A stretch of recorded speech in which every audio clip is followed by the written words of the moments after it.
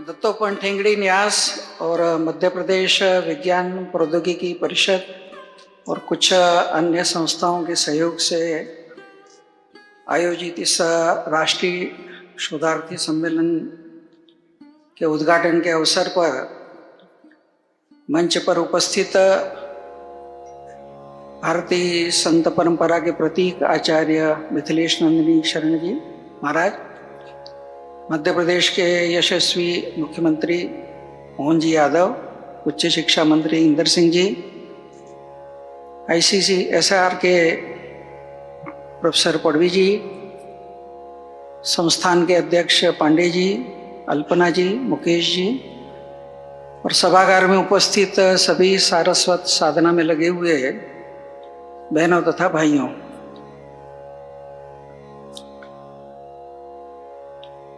शोध गहराई शोध इसको लेकर ही आयोजन है। तो जो सारस्वत साधना में रहते हैं ऐसे ही किसी के द्वारा बीज वक्तव्य देना ज्यादा अच्छा रहता। मेरा तो वैसे भी जीवन घूमते फिरते रहने वाला है, इसलिए कोई बहुत समय भी नहीं मिलता है। लेकिन अपने यहाँ कहते हैं कभी कभी आत्मीयता जो है वो औचित्य पे भारी हो जाती है, इसलिए बहुत ज्यादा आग्रह हुआ। इसलिए तो जो इसके लिए मुख्य विषय रखा है 3 दिवसीय सारी चर्चा के लिए,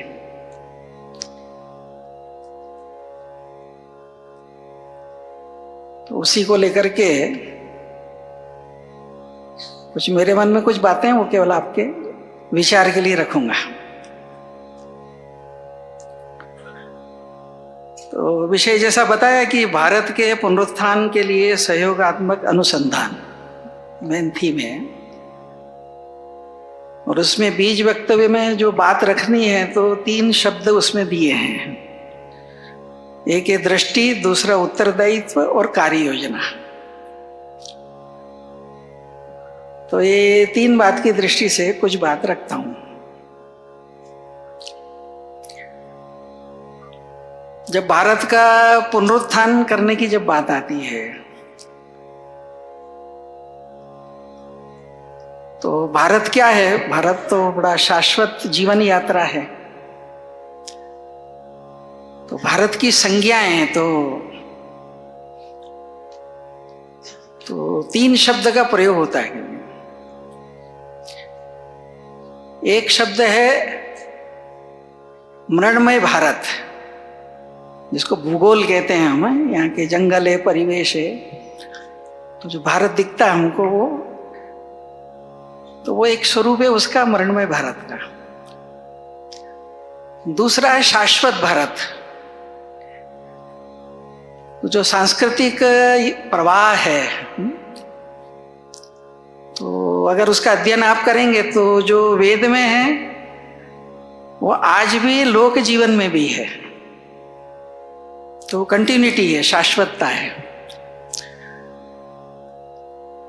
तो एक भारत का भौगोलिक स्वरूप है कि जिसमें सब तरह की जलवायु है, सब कुछ है। दूसरा भारत का एक सांस्कृतिक स्वरूप है, वो शाश्वतता का।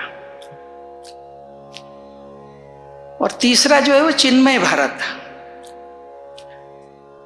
ये जो सांस्कृतिक वैशिष्ट्य है उसके पीछे एक दैवी धारणा है। जो मूलभूत दैवी वृत्तियां हैं उनके आधार पर जिन जीवन मूल्यों का निर्माण हुआ, तो जब भारत का विचार करना है तो ये तीनों रूपों में विचार करना, मरणमय भारत का भी करना, शाश्वत भारत का भी करना, चिन्मय भारत का भी करना। जब पुनरुत्थान का विषय आता है तो समाज और सभ्यता का तो काल प्रवाह चलता रहता है और काल वापस नहीं लौटता है। तो पुनरुत्थान करते समय दिशा क्या होना चाहिए? क्योंकि विषय आपने रखा है कि पुनरुत्थान के लिए, तो दीनदयाल जी एक बात कहा करते थे कि हम जो भारत बनाना चाहते हैं, पुनरुत्थान करना चाहते हैं, तो हमारा लक्ष्य है कि न तो वह पुराने जमाने की प्रतीक्षाया होगा, पहले जो कुछ था सब रिपीट हो जाए। तो जो भविष्य का भारत होगा, न वो केवल पुराने जमाने की प्रतीक्षाया हो और न रूस और अमेरिका की प्रतिकृति हो।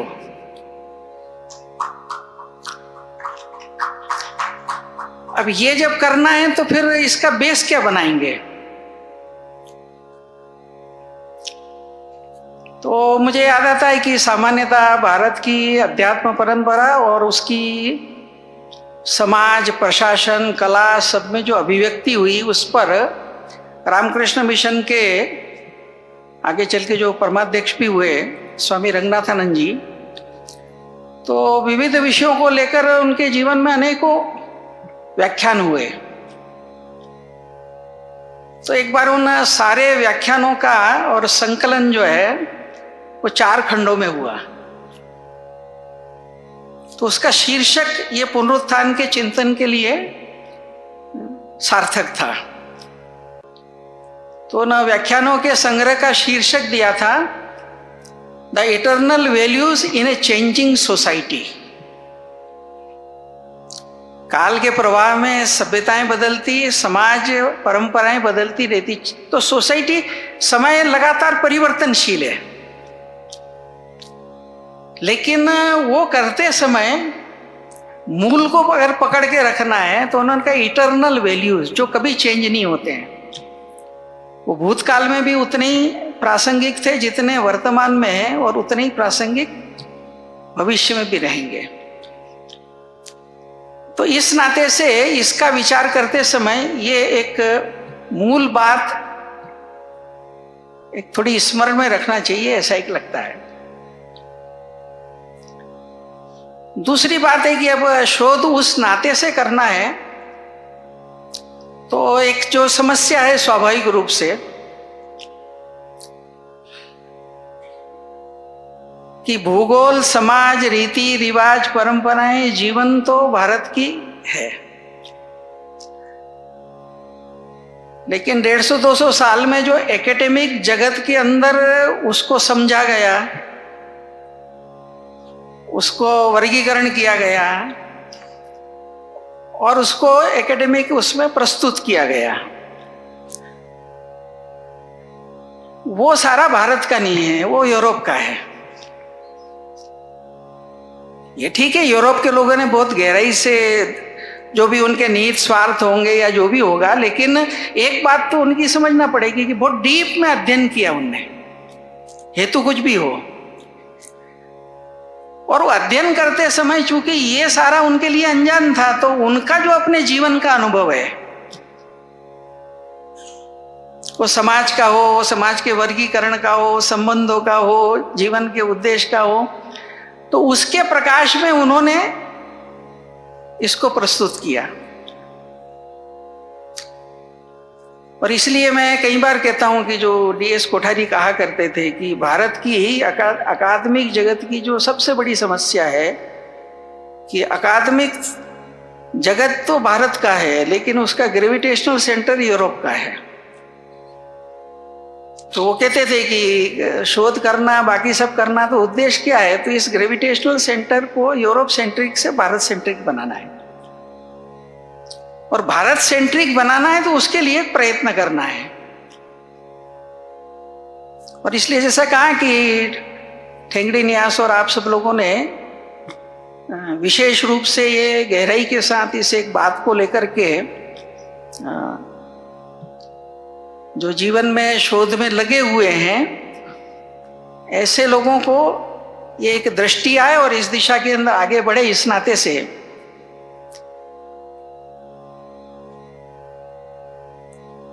तो ये विचार करते समय ये 2-3 बातें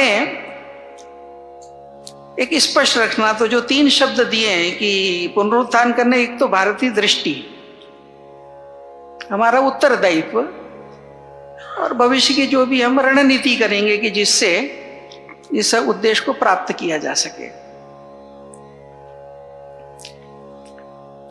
तो पहली चीज यहीं से हमको प्रारंभ करना पड़ेगी कि भारतीय दृष्टि जब हम कहते हैं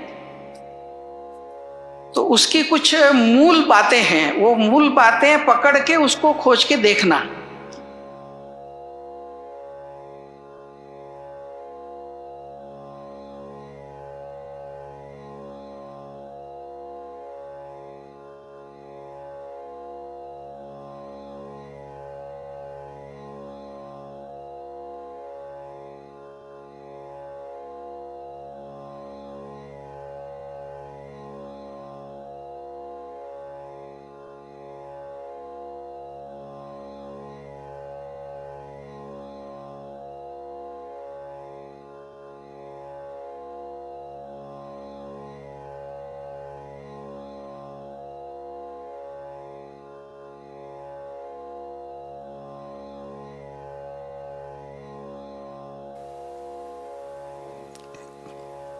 किसी भी उसमें, कला में, साहित्य में, विज्ञान में, सामाजिकता में,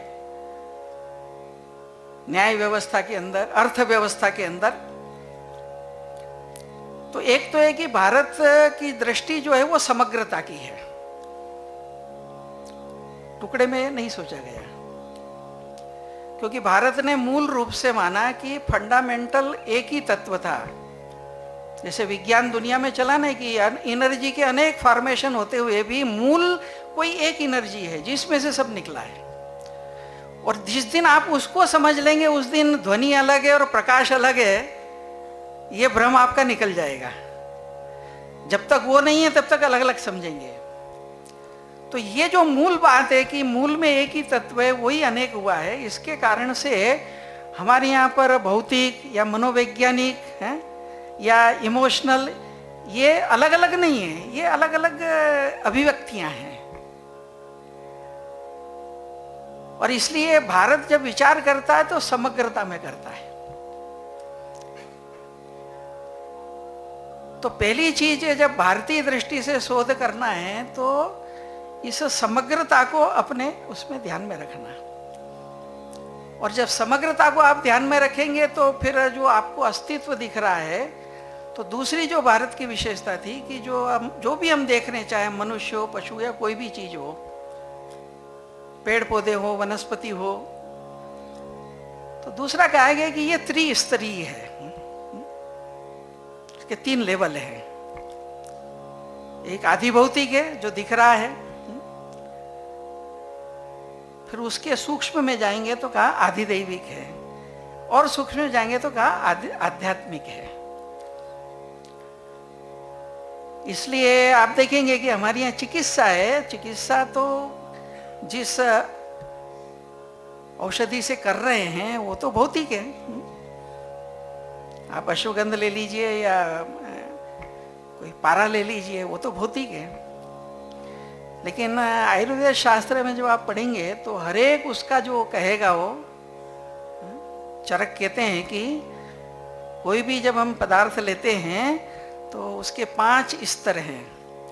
तो पहला बोले स्थूल है, यानी जो दिख रहा है आपको, फिर दूसरा स्वरूप है, उसका स्ट्रक्चर है, तीसरा सूक्ष्म है जिसको हम एटॉमिक लेवल पे कह सकते हैं, चौथा अवयव है आजकल जिसको हम क्वांटा आदि कहते हैं, और उससे गहराई में जाके अंत में वो कहता है कि अर्थत्व, पर्पज।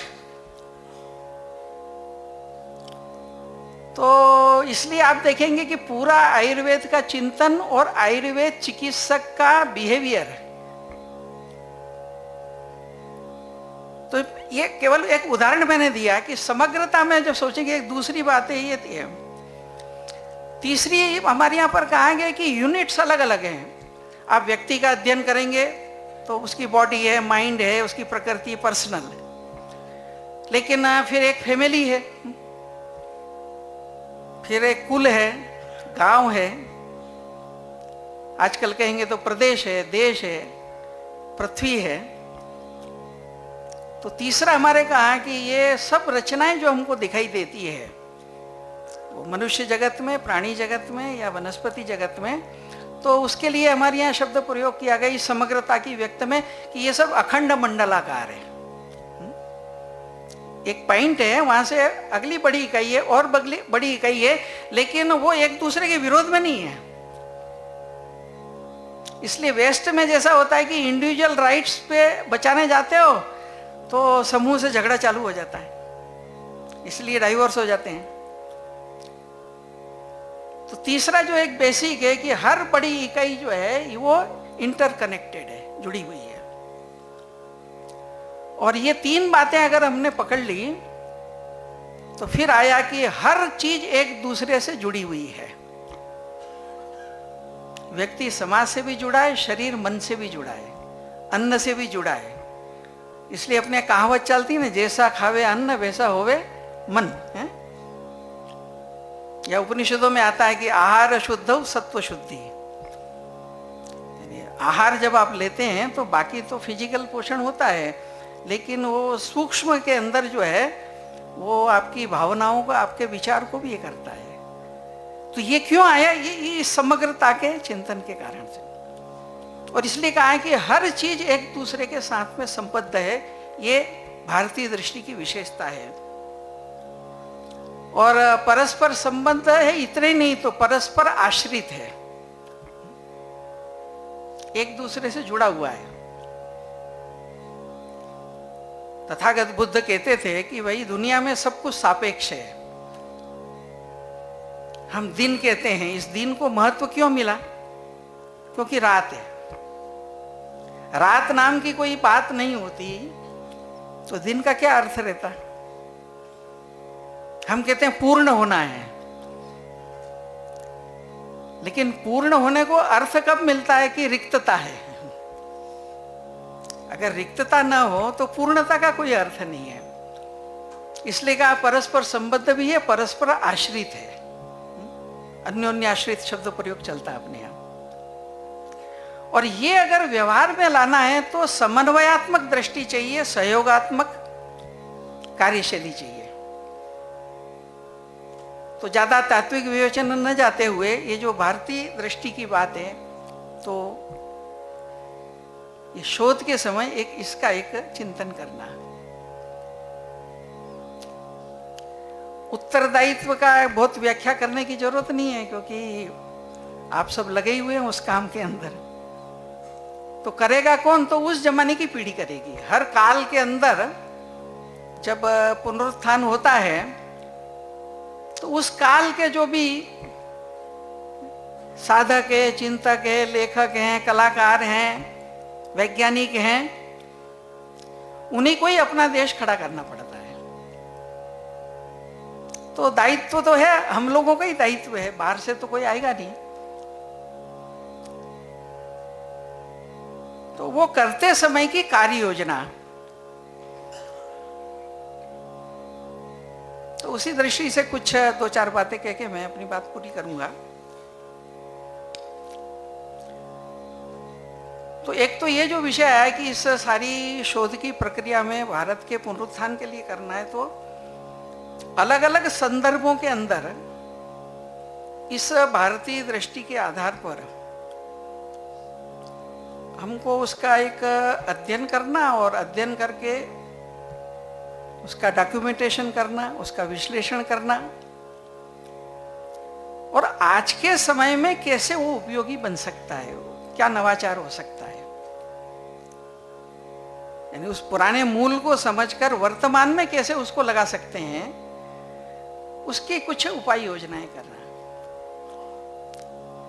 तो उस दृष्टि से जीवन के भिन्न भिन्न क्षेत्रों के अंदर अध्ययन करने की और उसके अलग अलग पक्षों के बारे में शोध करके सामग्री के निर्माण की आवश्यकता है। और वो जब अध्ययन करने के लिए हम चलेंगे तो हर विषय के अंदर देखना, उदाहरण के लिए समाज का अध्ययन है, तो भारतीय जो समाज रचना है, जो हमारी सामाजिक व्यवस्थाएं हैं, और समाज जीवन मूल्यों के आधार पर चलता है। तो तो जनरली आप देखेंगे कि अभी जो सारा समाजशास्त्रीय अध्ययन है उसमें तमाम में आप देखेंगे तो वर्ग है, वर्ग के अंदर फिर ये ऊंच नीच हैं, फिर उसके अंदर ये बीच में कुछ विकृतियां ही होंगी, लेकिन पूरा विश्लेषण इस ढंग से हो गया।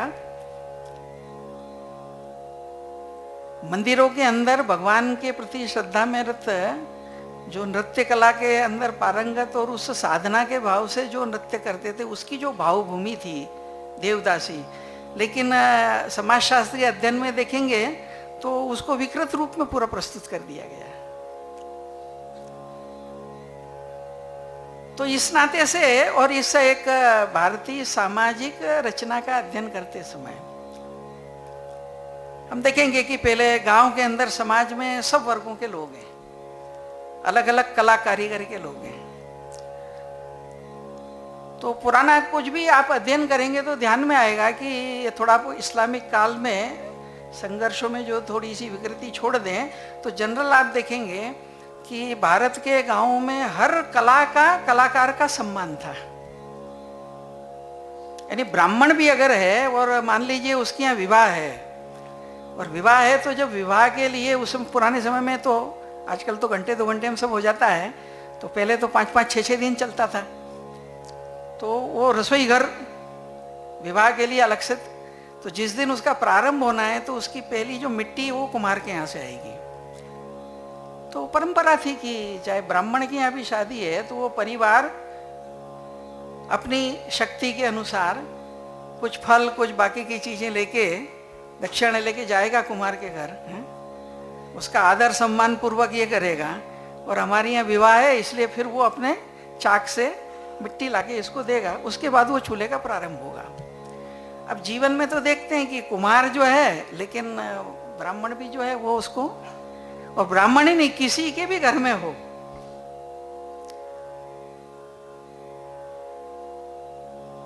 खेत में जब अनाज आएगा तो गांव में जितने हैं, वो बजाज जी ने तमिलनाडु के एक गांव के अंदर जो खेत में से जब आता है उसका विनियोजन कैसे होता है उसके जो प्राचीन रिकॉर्ड है, तो 32 प्रकार के उसके अंदर है कि इतना मंदिर को देना है, इतना ब्राह्मण को पौरोहित्य करता है उसको देना है, इतना वो जो नगाड़ा बजा के सूचना देता है उसको देना है, इतना उसको देना है, इतना उसको देना है।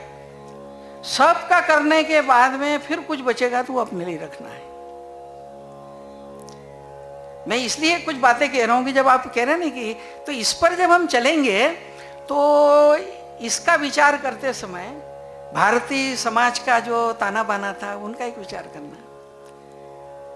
आजकल बहुत ज्यादा ज्वलंत जो विषय बनते हैं वो एसटी एससी और महिला, तो सारे अकादमिक जगत के अंदर जो फेमिनिज्म जो वेस्ट ने अनुभव किया है उसके आधार पर जो सिलेबस बना है, उसके आधार पर जो सारे कोर्सेज बने हैं, तो क्या भारत में वैसा था?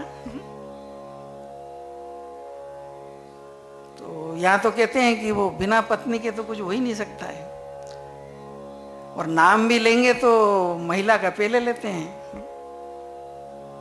सीताराम कहेंगे, राधे श्याम कहेंगे, गौरी शंकर कहेंगे, किसी ने नहीं सुना होगा शंकर गौरी। उपमा देंगे तो द्विदल धान की देंगे कि बिना उसके संभव ही नहीं है। प्रश्न तब आता है कि दो अलग हैं पर अस्तित्व भी अगर दो के बिना नहीं है तो इसमें कोई ऊंचा नीचा छोटा बड़े का सवाल ही नहीं है, और कोई ऐसा देखता है तो वो भारतीय दृष्टि नहीं है। तो कुल मिलाकर के जो महिला का अध्ययन है और पूरा भारतीय सामाजिक इतिहास के अंदर महिलाओं की जो भूमिका रही है, कल्पना करिए कि मंडन मिश्र और शंकर का शास्त्रार्थ होता है और भारती मंडन मिश्र की पत्नी है लेकिन वो परम विदुषी है, तो जजमेंट के लिए उसको जज बनाने के अंदर शंकराचार्य के उनमें हिच नहीं आती है कि पति के पक्ष में तो नहीं हुई है। और वो जो विवाद था वो तो एक जीवन का ऐसा था कि अगर शंकराचार्य हारते तो सन्यास छोड़ के गृहस्थ बनना पड़ता, और मंडन हारते तो उनको सन्यासी बनना पड़ता। और उस समय जो ठीक था वो जजमेंट भारती ने दिया। तो मेरा कहने का इतना ही तात्पर्य है कि इस सामाजिक जीवन की यात्रा, ये जो अलग अलग विधाओं के अंदर जो पारंगत हुए हैं, तो स्त्री अध्ययन जो है वो आने वाले समय के अंदर भारत के, तो भारतीय दृष्टि से होना, तो एक वैकल्पिक रचना खड़ी करना पड़ेगी।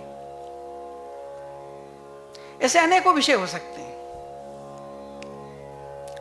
कानून का विषय ले लेंगे तो आज पूरा का पूरा जो जुडिशरी सिस्टम है वो है एविडेंस और आर्ग्यूमेंट पे आधारित है। सही गलत से संबंध नहीं है। आर्ग्यूमेंट परफेक्ट है, एविडेंस है, तो ठीक है, आप हत्या करके भी छोड़ जाएंगे। लेकिन भारत में तो हमारे यहाँ कहते थे कि भाई रात के अंधेरे के अंदर भी कुछ गलत नहीं करना। क्यों? कोई नहीं देख रहा, वो देख रहा है, मैं तो देख ही रहा हूं अपने आप को। तो मैं मध्य प्रदेश में प्रचारक था, तो कुछ कुछ विचित्र प्रसंग आते थे वहाँ।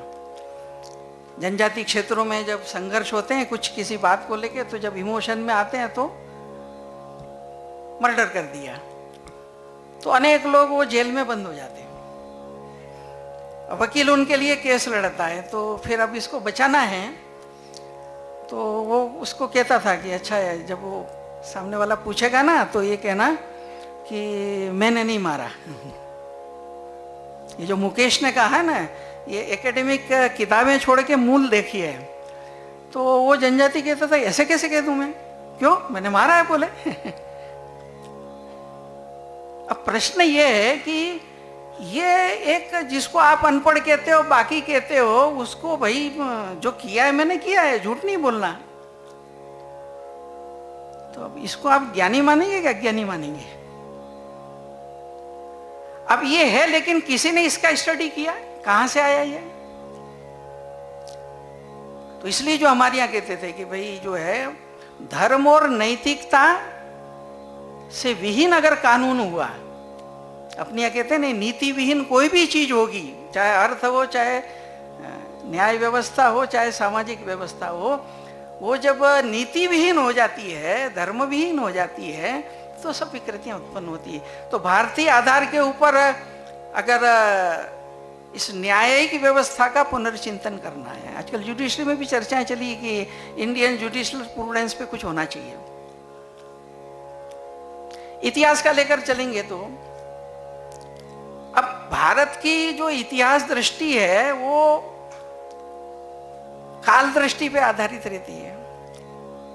वेस्टर्न सिस्टम ने माना कि भाई ईसा से 4000 साल पहले दुनिया बनी थी, तो सारा इतिहास 6000 साल में समेटना था।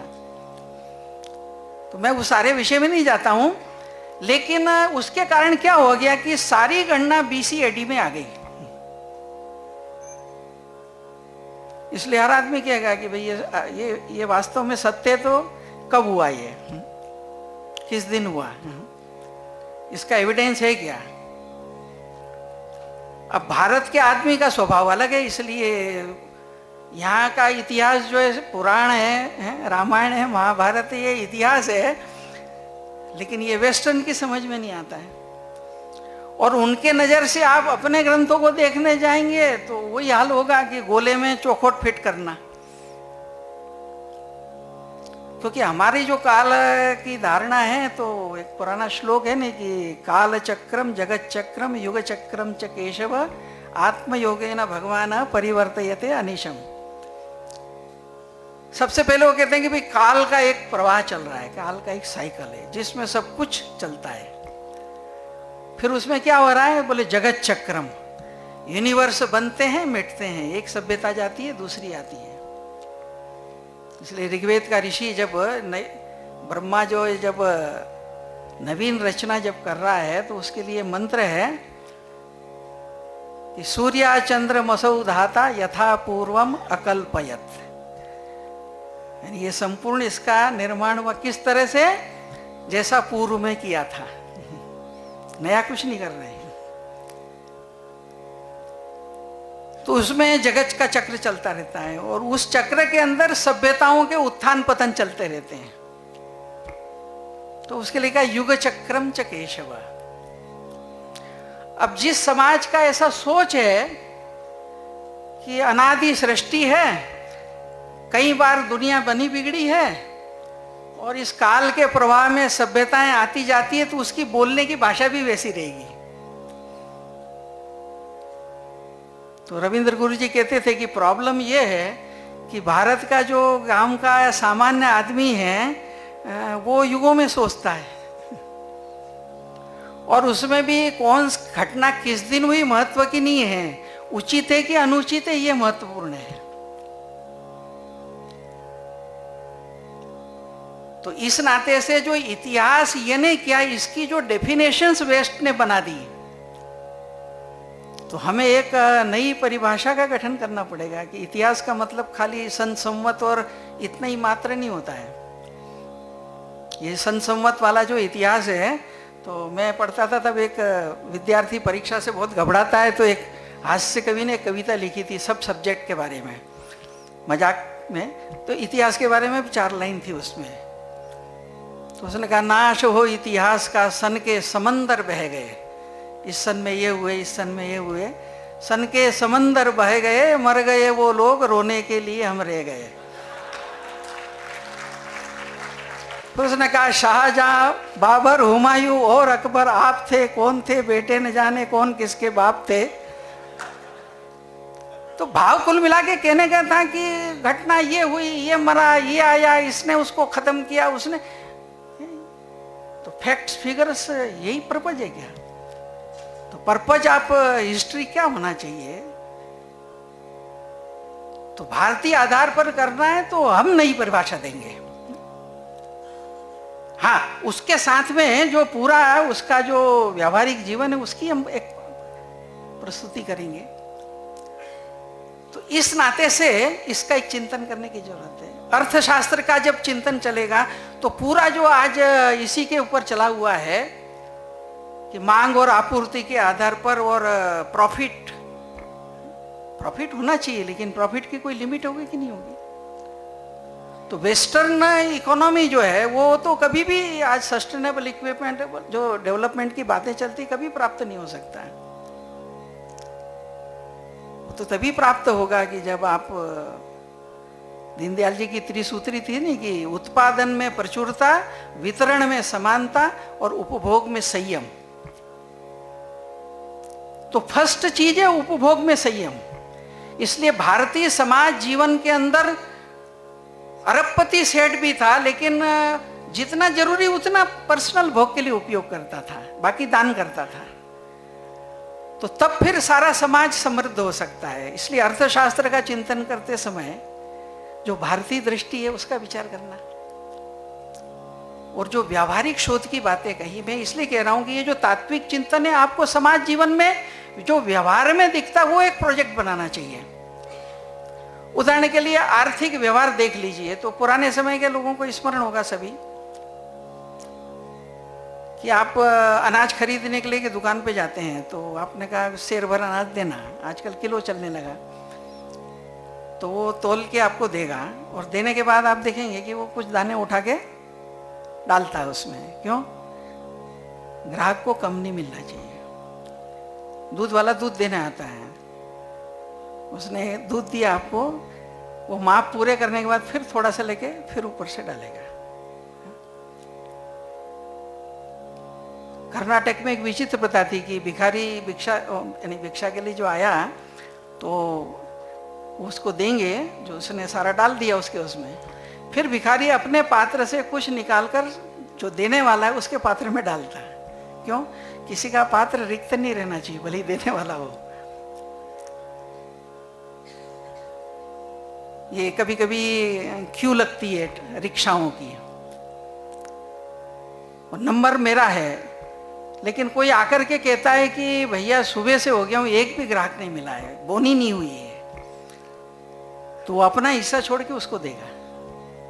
खरीदारी करने जाते थे तो अगर उसने ये कह दिया, भाव ताव करने की आदत रहती है अपने कि भाई कम ज्यादा करके लेना है, तो उसने कह दिया कि भाई साहब ये बोनी है, मतलब पहला ग्राहक आप ही हैं, तो नियम था कि जब बोनी है तो कोई विवाद नहीं करना, किसी प्रकार के सौदेबाजी नहीं करना, देना उसको। ये किस साइकोलॉजी में से आया है? तो भारतीय आर्थिक है, व्यापार होता है, सामान इधर से उधर जाता है, इतना नहीं है, उसके पीछे प्रॉफिट के क्या भाव नियम थे, व्यवहार के क्या नियम थे। तो मुझे लगता है कि ऐसा हर चीज का करना, और एक हमेशा ध्यान रखना कि शास्त्रीय जो चीजें हैं वो निकली तो लोक से ही आखिर सबसे पहले। अभी मैं जयपुर गया था तो वहाँ एक अच्छे संगीत के जानकार हैं, वीणा और इसके, तो अश्विन दड़वी ने एक प्रसंग सुनाया कि, तो बोले मैं ऐसे ही एक वन्य क्षेत्र में गया था तो एक राजस्थान में एक पुराना वाद्य चलता है जंतर नाम का। तो वो जो जंतर बनाता था वो, तो उसने वो बनाने के लिए जो पट्टी ली, एक उसमें उसको काटी और फिर उसका समायोजन करने लगा वो। तो ये तो संगीत का जानकार था, इसलिए उसको पता था ये क्या हो रहा है, कि ये ऐसा करने पर फिर ये स्वर निकलेगा, ये होगा। तो उसने पूछा कि ये विद्या, तो बोले नहीं ये हमारी परंपरा की विद्या है, ये मैं नहीं बताऊंगा। लेकिन उसने कहा कि 1650 में पंडित अहोबल ने रुद्र वीणा के बारे में जो स्ट्रक्चरल विश्लेषण किया है, बताया किस ढंग से बनाना क्या है, तो ये जो जंतर है इसमें से रुद्र वीणा निकली है। अब उसने न तो अहोबल पढ़ा है न उसको कुछ पता है, उसको तो परंपरा से आया हुआ है, लेकिन जो शास्त्रीय विधान में किया गया है वो व्यवहार में कर रहा है। इसलिए कहा कि हर क्षेत्र के अंदर, कला के क्षेत्र में, समाज के क्षेत्र में, सामाजिक व्यवहारों के क्षेत्र में, आर्थिक क्षेत्र में, प्रत्येक क्षेत्र के अंदर यह व्यावहारिक शोध की जब बात आ रही है उसको देखना। जनजाति उसमें भी जाओगे तो आप कहीं भी देखोगे, उनके गीत हैं, उनकी जीवनचर्या है, उनके प्रसंग हैं, विधान क्या क्या करते हैं, उनका आप मनोवैज्ञानिक दार्शनिक विश्लेषण करेंगे तो आज के ज़माने में जो एडवांस चर्चाएं चल रही हैं उससे भी कहीं आगे आपको प्रकृति के साथ एकात्मता, मानवीय संवेदना, इस सब के दर्शन होंगे। और उसका अध्ययन करके, उसका विश्लेषण करके उसको हम प्रस्तुत करते हैं।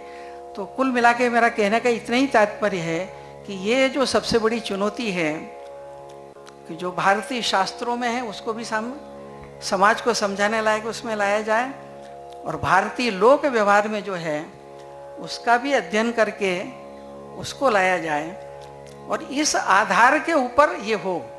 और चेंजिंग सोसाइटी के अंदर जो नई चीजें आ रही हैं उन सब का भी उपयोग करना, लेकिन उसका समायोजन मिल करके करना।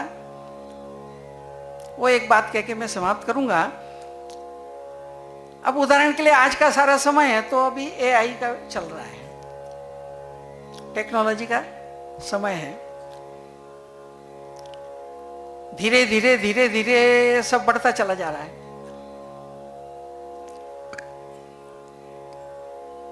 तो जब एआई और बढ़ती चलेगी, और किसी समय विज्ञान कथाओं में जो शंकाएं प्रकट करते थे वो अब व्यवहार में भी आने लग गई कि बहुत ज़्यादा एडवांस जो इक्विपमेंट हो गए वो आपस में बात करते हैं। एआई के टूल्स जो हैं उनका जो आपस में संवाद चालू हुआ है, तो उसमें आदमी, मनुष्य जगत के बारे में वो जो चर्चाएं कर रहे हैं कि ये बहुत लेजी है, ये बहुत आलसी है, ये बहुत छल कपट करता है।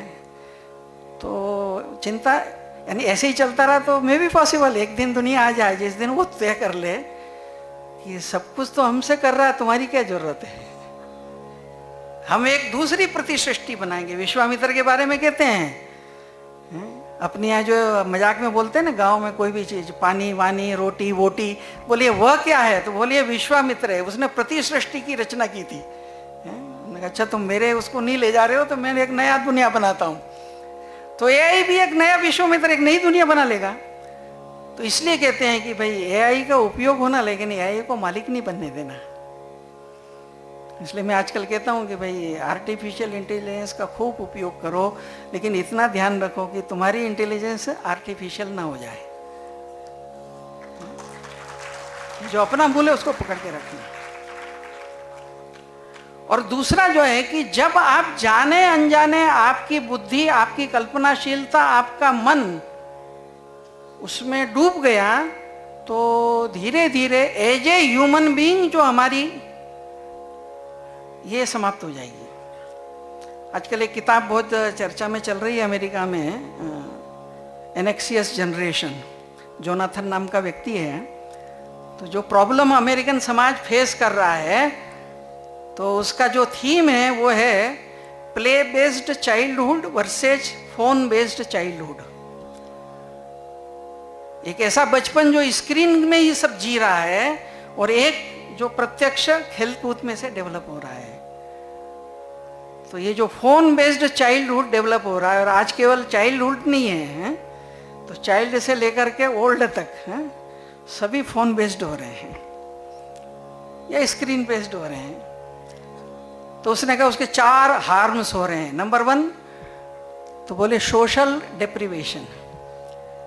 जब आदमी फोन में खो जाता है या लैपटॉप या उसी पर डूब गया, तो समाज से कट जाता है, समाज का आना बुरा लगता है उसको। बढ़िया सीरियल आप देख रहे हो और आपका परम मित्र आ जाए, तो एक क्षण तो मन में विचार आएगा अभी आ गया, आधे घंटे बाद नहीं आ सकता था क्या? जाने अनजाने देखेंगे कि कहीं हमको हमारे इस काल्पनिक दुनिया में मैं रस ले रहा हूं, उसमें कोई रियल दुनिया का आ गया, तो हमको थोड़ा अजीब लगने लगता है। तो बोले सोशल डिप्रीवेशन। दूसरा उसने कहा कि स्लीप डिप्रीवेशन, गहरी नींद कम हो जाती है। तीसरा उसने जो सबसे ज्यादा खतरनाक है वो कहा कि अटेंशन फ्रेगमेंटेशन, एकाग्रता, किसी चीज में धैर्य से डूबने की क्षमता कम होती जाती है। आपको स्मरण होगा कि आज से कुछ साल पहले लोग कहते थे ये 2-3 घंटे की फिल्म जरा ठीक नहीं, घंटे भर की होना चाहिए। घंटे भर की आई तो कुछ दिनों बाद आएगी ये भी बहुत ज्यादा, आधे घंटे की हो। आधे घंटे की तो बोले ये भी ज्यादा है, 15 मिनट की होना चाहिए। फिर 10 मिनट आया, फिर 5 मिनट आया, फिर ये बोले ये भी ज्यादा है, 2-3 मिनट में होना चाहिए। फिर आएगी ये भी ज्यादा है, 1 मिनट होना चाहिए। और आज जमाना आ गया है कि युवा बोले इतना कंसंट्रेशन नहीं है, उसको रील चाहिए, 10 सेकंड 20 सेकंड चाहिए। तो अटेंशन फ्रेगमेंटेशन, और ये जब हो जाता है तो आप अपने मालिक नहीं रहते हैं। तो चौथा होता है बोले एडिक्शन, आप गुलाम हो जाते हैं। तो ये एआई और बाकी सब चीज चलते समय भारतीय आधार पर जो मूल बात है कि अपनी आत्मा, अपना मन, अपना हृदय, ये सारी भौतिक वैचारिक अन्य चीजों का स्वामी बनना चाहिए, और वो उस अधिष्ठान के ऊपर खड़ा होना चाहिए कि जो भारत ने सर्वमंगलकारी सब तरह की चीजें कही हैं। तो टेक्नोलॉजी जो है वो टेक्नोलॉजी, और दूसरा जब समग्रता में सोचेंगे तो वो टेक्नोलॉजी जिसके आने से प्रकृति का संहार होता है, जिसके साइड इफेक्ट से मानव जगत का नुकसान होता है। तो टेक्नोलॉजी के क्षेत्र में भी चिंतन करते समय आजकल जो शब्द प्रयोग चलते हैं कि इको फ्रेंडली वगैरह, तो ये प्रकृति सुसंगत, सृष्टि सुसंगत कैसे हो सकता है, पर्यावरण का भी सारा चिंतन जो आज मानव केंद्रित थी वो सृष्टि केंद्रित कैसे हो सकता है। मुझे लगता है कि इस भारतीय दृष्टि और जो लोक जीवन में दीर्घ काल तक चलता रहा, बीच के इस कालखंड में लेकिन फिर से अभी एक पुनर्जागृति आ रही है। और जब 2047 में एक महान भारत के निर्माण के स्वप्न की दिशा में देश में वायुमंडल बन रहा है, उस समय जीवन के सभी क्षेत्रों के अंदर इस भारतीय मूल दृष्टि की समझ और उसके आधार पर और पारे अकादमिक जगत की पुनर्संरचना और उसके करने के लिए अपने ग्रंथों में शास्त्रीय दृष्टि से और लोक में व्यवहारिक दृष्टि से ये जो सारी परंपरा है इसका गहराई से अध्ययन करते हुए, इसका डॉक्यूमेंटेशन करते हुए, इसको एक एकेडमिक ढंग से हम शोध करते हुए अकादमिक जगत के अंदर पहुंचाएं। वो आखिरी जो बात कहता हूँ मैं हमेशा कि एक गाड़ी जंगल में खड़ी थी और जोर से भयंकर हवा चल रही थी। तो किसी ने पूछा गाड़ी वाले को कि भाई खड़ी क्यों है? बोले गाड़ी पंचर हो गई, हवा निकल गई है। तो बोले हवा तो हवा ही हवा है। जैसे आजकल है ना भारतीय ज्ञान परंपरा की चर्चा चल पड़ी तो सारे देश में जहाँ देखो वहाँ सेमिनार हो रहे हैं, स्मारिकाएँ निकल रही हैं, आई केस इतना चला है कि कुछ मत पूछो आप। तो बोले हवा तो है, बोले तो प्रॉब्लम क्या है? बोले बाहर हवा है, पहिए में नहीं है। और जब मैं पहिया कह रहा हूँ तो पहिया केवल यानी यूनिवर्सिटी, क्लासरूम, कॉलेज नहीं है, हमारा घर भी है, हमारी दुकान भी है, हमारे मोहल्ले की कोई संस्था वो भी है। तो ये जो भारतीय दृष्टि की हवा जो है, इसको इन सब में पहुंचाने के लिए आप सब शोध करके कुछ ऐसी चीजें निकालें कि जिससे देश उस दिशा में बढ़ सके। ये काम करने में आप समर्थ हो। आप सबने इतनी धैर्य से सुना, इसलिए आभार मानते हुए मैं अपनी बात पूरी करती हूँ।